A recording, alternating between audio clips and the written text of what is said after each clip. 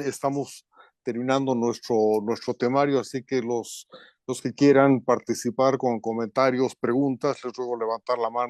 Yo quisiera terminar solamente señalando, reforzando un poco la idea esta de que mientras no cambie el modelo rentista, no vamos a poder cambiar. Lo único que vamos a hacer es reproducir el mismo modelo con el clientelismo, el conflicto, el despilfarro y la corrupción a distintos niveles. Es absolutamente fundamental modificar, cambiar la relación entre el ciudadano y el Estado. Siempre doy la imagen de que en este momento el Estado está por encima del ciudadano porque el Estado tiene el control de los recursos y el Estado es el que decide qué se gasta y no depende del ciudadano para su gasto.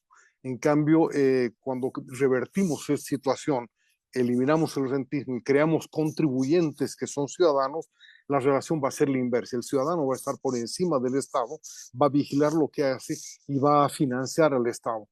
Mientras eso no cambie, podemos cambiar el modelo de descentralización, de autonomías, etcétera. Vamos a seguir reproduciendo los mismos vicios y las mismas taras y la misma ausencia y falta de democracia en la vida política y en la vida pública del país. Yo quisiera plantear solamente este desafío que nos liga regionalismo, descentralización y democracia, porque creo que por ahí va a ir el camino del debate en los próximos meses, ¿no? La reforma del Estado no ha concluido, al contrario, se ha hecho urgente y vale la pena reflexionar en qué medida podemos aportar a que esa reforma vaya por el camino más adecuado de fortalecimiento de la sociedad más que de fortalecimiento del Estado y de los caudillos de turno. Tenemos levantando la mano a José Orías y a Simón Pachano.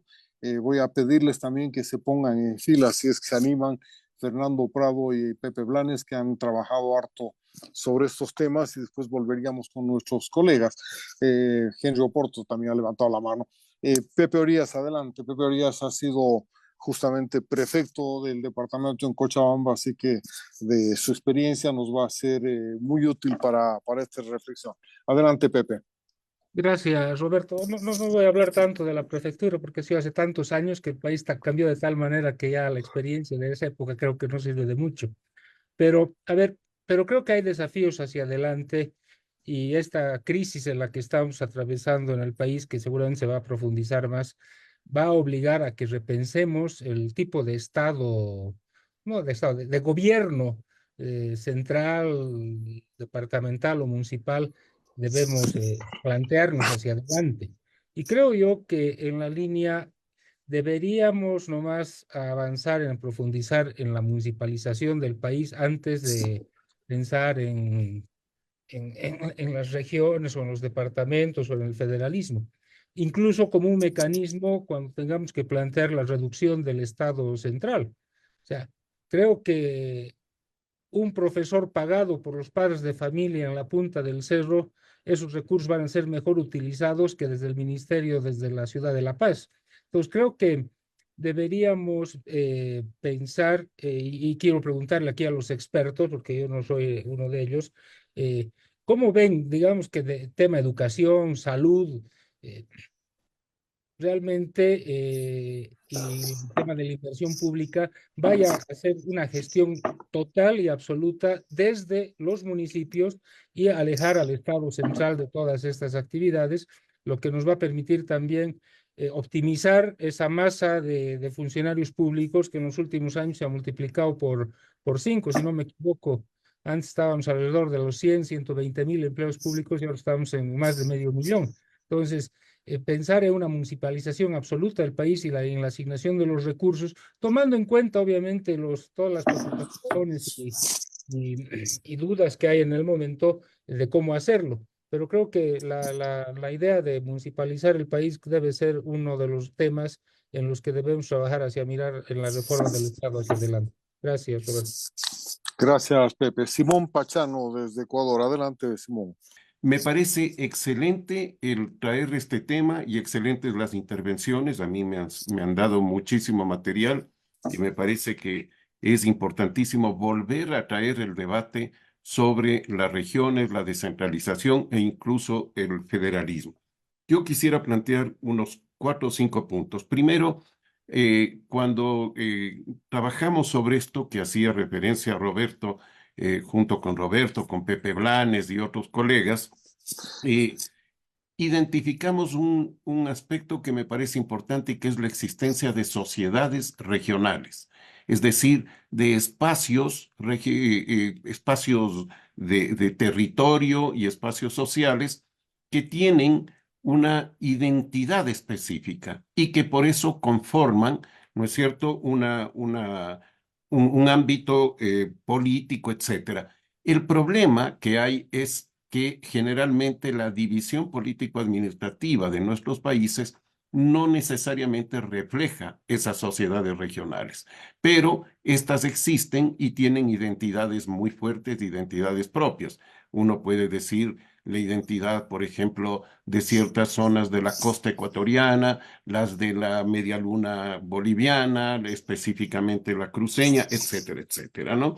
Segundo, este tema, el de las sociedades regionales, se ha convertido en un clivaje político. Es decir, la política en nuestros países no puede explicarse si no se toma en cuenta a este como uno de los clivajes, no el único, por supuesto, pero uno de los clivajes que definen y ordenan a la política. Es interesante, por ejemplo, en ese sentido, que en Ecuador las candidaturas a la presidencia de la República deben hacerse, a la presidencia y vicepresidencia, deben hacerse entre una persona de la sierra y una de la costa, o una de la costa y una de la sierra, dependiendo del orden que lo pongan, ¿no?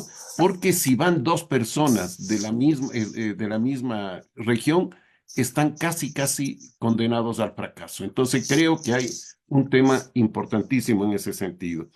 Tercero, me parece que también un tema importante de ver es cómo en estas sociedades regionales, en lo local, se desarrollan las carreras políticas más que en el nivel nacional.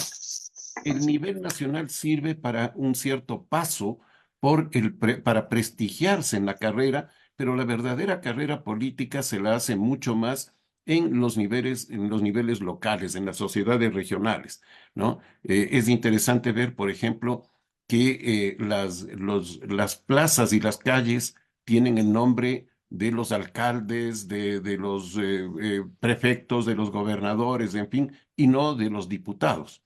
Entonces creo que eso también da una idea, digamos, en términos coloquiales, si se quiere, ¿no? Luego, sería muy interesante entrar en el tema de la descentralización comparativamente con el caso boliviano, la descentralización en Ecuador. No lo voy a hacer, pero lo que quisiera señalar es simplemente que los temas que ustedes han tratado son exactamente los temas que se han discutido en Ecuador y que hemos terminado en una especie de una descentralización, yo diría, casi ficticia, que solamente se restringe a la entrega de recursos automáticamente en el presupuesto del Estado, pero no necesariamente en la redistribución de las facultades para los organismos locales. Entonces, creo que ese es también un tema fundamental. Y por último, respecto a algo que señalaba Roberto y que creo que ha estado en algunas de las otras intervenciones, esto de la responsabilidad de las personas que se incrementa cuando tiene más cercano así las decisiones. Es muy interesante, por ejemplo, el estudio de Putnam sobre Italia, a partir del cual él, digamos, acuña su concepto de cultura política, en fin, y creo que es muy interesante ver cómo justamente la mayor cercanía de las personas a las instancias de dirección llevan a una cohesión social mucho más fuerte en esos niveles. Entonces, nuevamente, muchas felicitaciones a los expositores y muchas gracias por la oportunidad de escuchar y de participar. Gracias, Simón. Les damos la palabra ahora a José Blanes. Adelante, Pepe. Insisto en lo que dice Simón, muchas gracias. Han puesto sobre la mesa una cantidad tan grande de temas que lo único que pasa es que estimulan a los que hemos estado metidos en estos temas de hace mucho tiempo, mirar un poco cómo estamos ahora. Y creo que son demasiados temas. Pero bueno, voy a decir dos cosas. Una, que, ¿cuáles eran las preguntas? Y me voy a referir a la época en que nos encontrábamos contigo y con Simón trabajando el tema de los movimientos sociales regionales, años 80. ¿Cuál era el tema central? Había, me acuerdo, dos actores en Bolivia, que era la COP y los militares. Entonces, cuando viene la crisis del estaño, se cierran las minas, quiebra la Federación Sindical de Trabajadores Mineros, que era el eje estructurante del país en materia social y sindical y demás. El resto de los actores apenas eran aparentes y ahí había una emergencia muy importante que desde los años 57 ya se había producido en Santa Cruz. Entonces había un nuevo actor social. Frente a este dualismo de central obrera boliviana y militares, comenzaba a haber un nuevo actor que estaba aportando intereses no solamente para su región, sino incluso inspirando a otras regiones. Ok, termina la década del 80 y la pregunta era el problema fiscal. Cómo el Estado podía desconcentrar digamos, el peso fiscal, ¿ya? Sobre el gobierno central. Y ahí se planteó la descentralización. Y la descentralización parte de arriba hacia abajo, como diciendo cómo organizo el país para que podamos resolver los problemas financieros y graves en los que estábamos metidos. Ahí se plantea una pregunta de parte del entonces Ministerio de Planeamiento y el Banco Mundial y se hace el estudio de el EMSO regional. Se estudian los 9 departamentos y la pregunta ahí era, ¿se puede descentralizar en estas condiciones? La pregunta era más que nada administrativa y se obviaba obviamente todo el problema social de los constructos que se habían creado en las décadas anteriores sobre el centralismo y sobre los movimientos regionales. Y entonces la conclusión era no, no se puede en estas condiciones. Y de ahí viene entonces el trabajo que se hizo los 2 años posteriores de plantearse todo el paquete y dio como resultado los caminos que en ese momento teóricamente, formalmente podrían servir. Descentralización, municipalización, Y fíjense la trayectoria que hay hasta llegar al diálogo 2.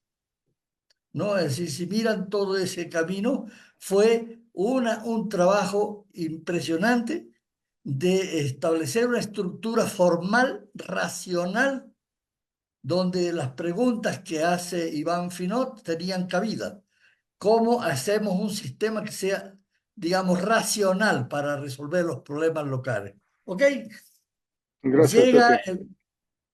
No, perdón, Pepe, te estaba cortando, pero te pido que seas un poquito más Ahí acelerado y voy, breve ya en con esto tu... voy a terminar. Es que se crea una estructura que es apropiada entonces por el Estado, que culmina para mí en la pésima ley de autonomías que domestica todo el sistema anterior formal, racional, y lo convierte en una estructura clientelar eh, a, que corrompe totalmente toda la estructura formal, racional del Estado. Lo que yo quiero plantear, siguiendo un poco lo que planteaba Mario, creo que en este momento se requeriría una concertación nacional, una discusión nacional, una evaluación de la situación actual y del camino recorrido, que con la experiencia obtenida pudiéramos hacernos las preguntas pertinentes. Las que se hicieron en los años 90 ya no son las preguntas de ahora. Y creo que habría que Gracias. replanteárselas de nuevo. Adelante, Henry Oporto. Roberto, bueno, yo quisiera traer este interesante debate a una preocupación más bien de coyuntura.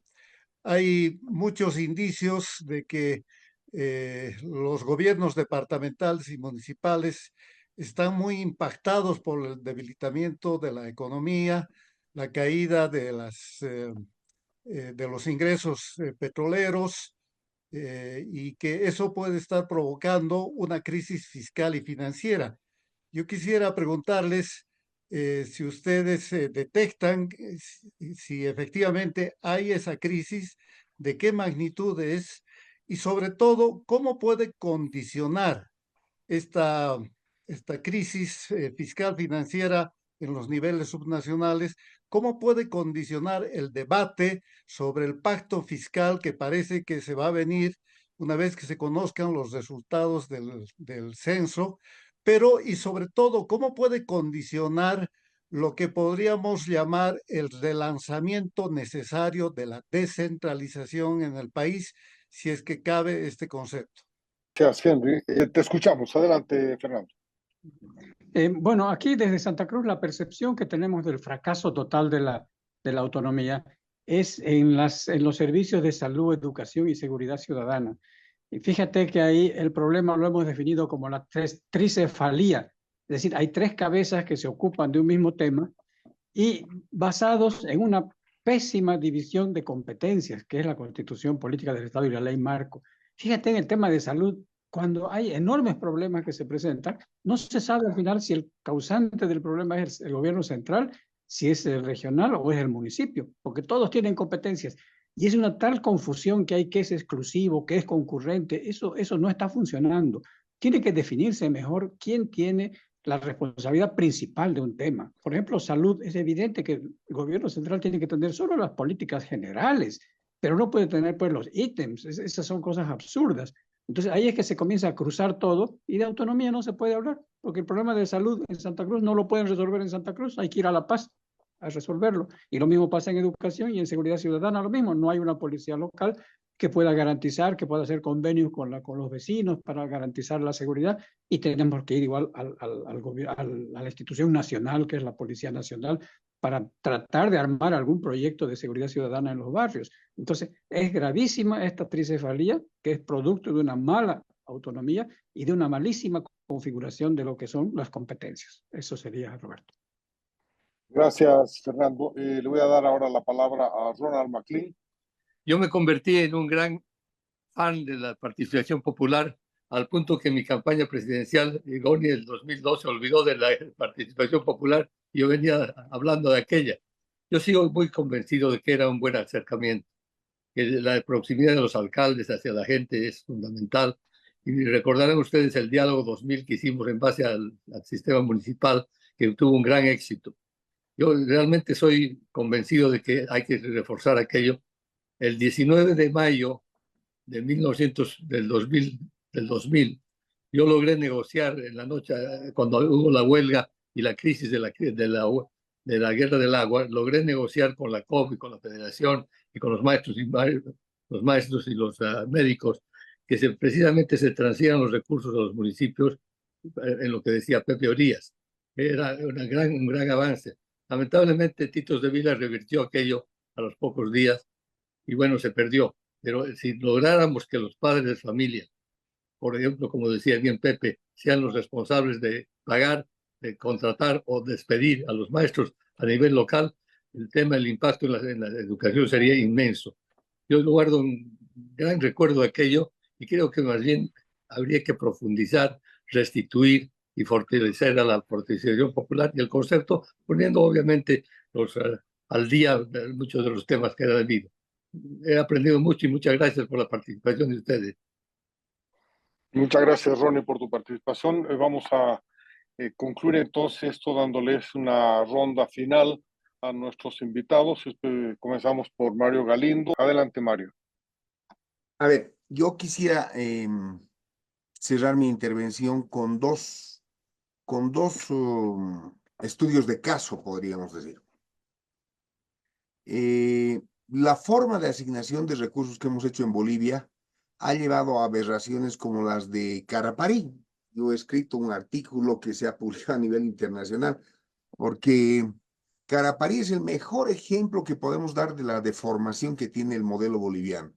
Es un municipio que recibe coparticipación tributaria, recibió el IDH en su momento, recibe además, ¿no es cierto?, un tercio del 11% de las regalías petroleras de Tarija, ¿no es cierto? Y además recibe los fondos que le asigna el gobierno departamental de Tarija. Entonces, que también son un tercio del 45% de las regalías que tiene el departamento. Entonces, es un departamento, un municipio sumamente rico, tan rico, que tiene un estadio, han construido un estadio para 20,000 personas cuando el pueblo tiene 5,000 personas. Han construido un hospital que tiene 50 camas cuando máximo ocupan 1 o 2 cada día. Han construido un mercado que tiene el tamaño de un manzano y hay una señora que vende pan en la puerta del mercado y no hay más nada. Entonces yo varias veces he ido al Consejo Municipal de Caraparí y les he dicho algo que te va a gustar a ti, Roberto, porque es justamente tu libro del rentismo, ¿no? Les he dicho, no sean tan sinvergüenzas y en lugar de hacer obras que son mega obras que no se utilizan, ¿no es cierto? ¿Para qué? Para cobrar la coima y beneficiarse de eso, pongan en fila a toda la población de Caraparí y dividan la plata que reciben y entréguensela. Ya, de una vez lleguemos a ese rentismo extremo que tú planteaste en tu libro, Roberto, porque Caraparí tiene el índice de ingreso fiscal per cápita más alto de América Latina, más alto que Sao Paulo. Con eso ya te digo todo. Más alto que Sao Paulo. Entonces, con el ejemplo de Caraparí, ¿qué estoy queriendo decir? Estoy queriendo decir de que cuando tú entras a una distribución basada en recursos naturales, entras a ese tipo de aberraciones, ¿no es cierto? Y lógicamente la corrupción va a primar por encima de todo. En cuanto al hecho de que vayamos a resolver en el pacto fiscal estos problemas, dudo mucho, porque lógicamente el pacto fiscal lo que tiene que hacer es ver cómo distribuir entre los distintos niveles de gobierno los recursos. Mientras tú tengas un modelo en el cual el 84% de los ingresos esté en manos del gobierno central y solo el 16% en el nivel departamental, municipal e indígena, originario y campesino, esto no va a funcionar. Más aún, el último estudio del Banco Mundial dice que estamos ya no en el 84, estamos en el 92. ¿Qué significa eso? Que están sobreviviendo niveles departamentales, municipales e indígenas con el 8% del total de los recursos fiscales. Entonces está clarísimo el centralismo. Esto ya es un centralismo secante, ya definitivamente no se puede más. La propuesta que ha hecho Santa Cruz de 50% para el gobierno central y 50% que se divide entre todos los... Eso está lejísimos. Cuando hice el estudio para el Comité Cívico Pro Santa Cruz con Juan Carlos Urenda, el año 2004, cuando hicimos la primera propuesta de autonomías, yo me acuerdo que la propuesta mía era 33%, 33%, o sea, un tercio de los recursos. Y ni eso han querido siquiera entrar a discutir. O sea, que el gobierno central está totalmente cegado y se da cuenta de que la única forma de sostener un tipo de gobierno autoritario, corporativo, es centralizando los recursos públicos, porque de esa manera puede hacer prebendalismo, clientelismo, etcétera, y obviamente adulterar totalmente la democracia y volverla una democracia corporativa, que es lo que tenemos en Bolivia. Entonces, por lo tanto, yo no creo que se resuelva en el pacto fiscal. Esto tiene que llevarnos necesariamente a un cambio constitucional, no hay otra alternativa. Eso sería todo. Muchas gracias, Mario. Adelante, Iván Ginot. Bueno, muy interesantes las propuestas, las intervenciones que acabamos de escuchar, todas ellas. Voy a tratar de responder algunas. Partiendo de lo que señala el señor Pachamo. Regiones y departamentos. Regiones o departamentos. Los departamentos son regiones, como bien lo explica José Luis Roca, no. O sea, no puede ser que un río defina que una región es diferente de otra. Son dos orillas de un mismo río. Porque lo que buscan los departamentos es el control territorial político. Eso es el regionalismo. O sea, es un concepto realmente opuesto al de región. Y sí sé cuándo se definió llamar regiones a los departamentos. Se trató de regionalizar el país y se encontró que los departamentos, sobre todo Santa Cruz, se oponían completamente a esa idea de regionalización, ignorando los límites departamentales, y se decidió llamar regiones a los departamentos. Entonces, como propone Orías, a mí me gusta la idea para resolver ese dilema entre regiones y departamentos, hay que profundizar la descentralización y incentivar las mancomunidades. Recuerdo que cuando se discutía la ley de participación popular, pensábamos si podían mancomunarse municipios de distintos departamentos. Y en principio sí. O sea, eso es lo que de alguna manera va a reconstruir las regiones naturales. Pero eso no significa que tenemos que ignorar a los departamentos. Son una realidad. Y la descentralización también tiene que comprender a los departamentos. Y ahí me voy a lo que acaba de decir Mario Galindo, y que ya lo hemos mencionado. El centralismo fiscal es espantoso, pero la descentralización, el pacto fiscal, no tiene que ser simplemente cómo distribuimos la plata. Todo lo contrario. Tiene que ser que los recursos de los municipios y los departamentos se basen en impuestos propios y que ellos tengan la responsabilidad de cobrarlos, y que las transferencias sean totalmente subsidiarias, reitero, al esfuerzo local. Y en eso tomo algo que acaba de decir, que también dijo Roberto nuevamente, la íntima vinculación entre rentismo y corrupción. Bueno, la corrupción es el obstáculo número uno para el desarrollo de los países, número uno. Entonces, tenemos que hacer un cambio de modelo que es muy fácil de plantear y muy difícil hacer políticamente viable, a fin de que, reitero, la renta de los recursos naturales no vaya a fomentar el rentismo, sino vaya a estimular lo esencial, que es la educación de máximo nivel. Ojalá llegáramos a un acuerdo nacional en ese sentido, que los ingresos de los municipios y los departamentos se basen en impuestos y contribuciones especiales y transferencias del gobierno central en función de esas recaudaciones. Y la renta de los recursos naturales no tenga nada que ver con ese tipo de financiamiento, si no se dedique exclusivamente a educación. Por otro lado, Prado ha señalado un problema importantísimo que es totalmente real. En eso ha fallado la descentralización que se hizo con la participación popular. Al dejar la asignación de ítems al gobierno central o de alguna manera al regional o al departamental, y que el municipio se ocupe solamente de la construcción de escuelas y de hospitales, o sea, de la infraestructura.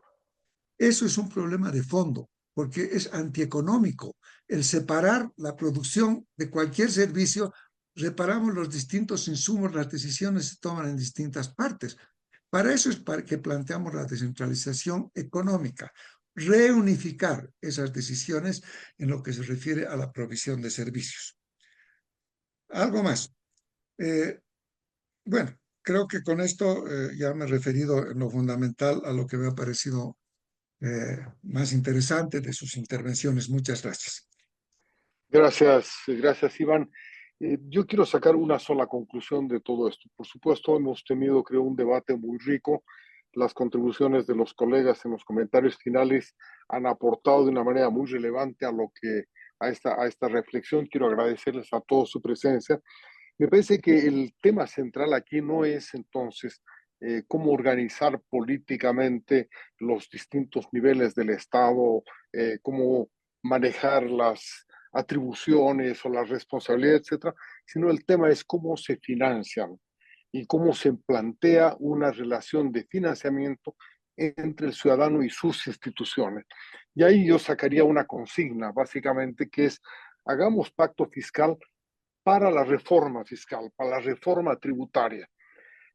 No vamos a poder superar ese 80, 82, 90% de informalismo en Bolivia, de informalidad en Bolivia, si no hacemos una reforma tributaria profunda y radical que simplifique el sistema tributario, que lo haga más fácil de cobrar, que lo haga más fácil de pagar, que simplifique, que reduzca la carga tributaria sobre el sector formal, porque obviamente no hay ningún estímulo para ser formal en Bolivia, todo lo contrario, y que permita además ampliar la cobertura tributaria.